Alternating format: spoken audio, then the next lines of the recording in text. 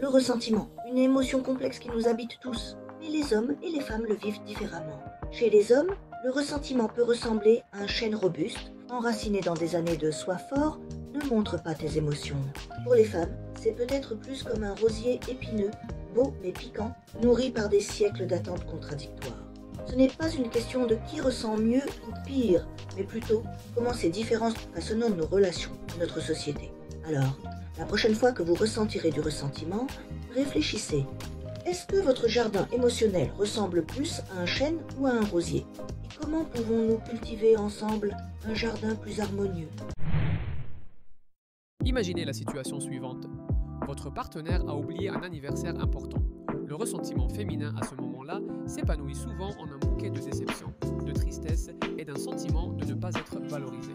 Il peut s'exprimer par des larmes, des reproches, de longues conversations sur l'importance de cet événement et une sensation de distance émotionnelle. Une femme peut chercher à ce que son partenaire comprenne la profondeur de ses sentiments et se sente coupable. Pour elle, le ressentiment est souvent lié à une rupture du lien émotionnel, à un manque d'attention et de soins. Cela peut être le signe que des besoins importants pour elle dans la relation ne sont pas satisfaits. Le ressentiment masculin dans une situation similaire peut se manifester différemment. Au lieu d'émotions vives, un homme peut se renfermer, devenir silencieux ou irritable. Il peut se sentir insignifiant, oublié, mais l'exprimer plutôt par un détachement que par des larmes. Son ressentiment frappe souvent son ego, son sentiment de sa propre valeur et ses attentes de reconnaissance. Il peut percevoir la date oubliée comme un manque de respect pour ses efforts dans la relation ou comme une confirmation de son insignifiance. Alors, est-ce que les stéréotypes sur la masculinité et la féminité affectent réellement la façon dont les gens perçoivent et expriment la blessure?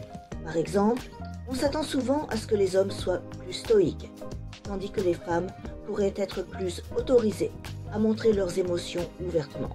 La blessure chez les hommes et les femmes peut se manifester et être vécue différemment.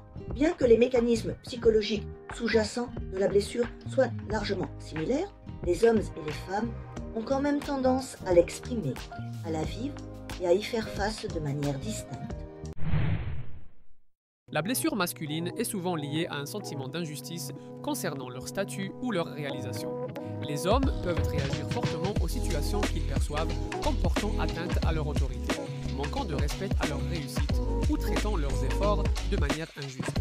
Les violations des limites personnelles ou la trahison sont également des déclencheurs courants de la blessure chez les hommes. La blessure féminine est très souvent liée à un sentiment de rejet ou de ne pas être nécessaire. Les femmes peuvent réagir fortement aux situations où elles se sentent insignifiantes ou non aimées. Les femmes sont souvent blessées lorsqu'elles ont l'impression de ne pas être écoutées, que leurs sentiments ne sont pas valorisés, qu'elles ne reçoivent pas suffisamment d'attention ou que l'empathie n'est pas montrée. Les promesses non tenues, le manque de soutien dans les moments difficiles et le manque d'attention à leurs besoins peuvent tous causer de la blessure. Les hommes peuvent être plus enclins à cacher leurs ressentiments en raison des attentes sociales associées à la masculinité et à la force. Ils pourraient craindre de paraître faibles ou émotifs. Au lieu d'exprimer directement leurs ressentiments, les hommes peuvent le manifester par des accès de colère, de l'irritabilité, le silence, le retrait ou de l'agressivité passive.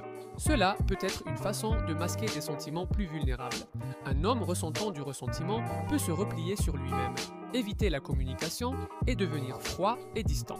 Certains hommes peuvent essayer de se distraire de leurs ressentiments par des activités intenses, le travail, des loisirs ou même des comportements à risque. D'ailleurs, les hommes sont plus enclins à généraliser leurs expériences négatives et à les projeter sur le monde qui les entoure, manifestant ainsi un mécontentement général et du cynisme. Les femmes expriment plus souvent leurs ressentiments de manière plus ouverte et émotionnelle, ce qui peut inclure des larmes, des plaintes, des reproches et le fait de parler de leurs sentiments. Une femme offensée peut chercher le soutien de ses proches, partager ses expériences et avoir besoin de sympathie et de compréhension. Les femmes sont plus susceptibles d'essayer de discuter de la situation, de comprendre les raisons du ressentiment et d'obtenir de la compréhension de la part de la personne qui l'a causé. Les hommes sont plus enclins à l'autoculpabilisation.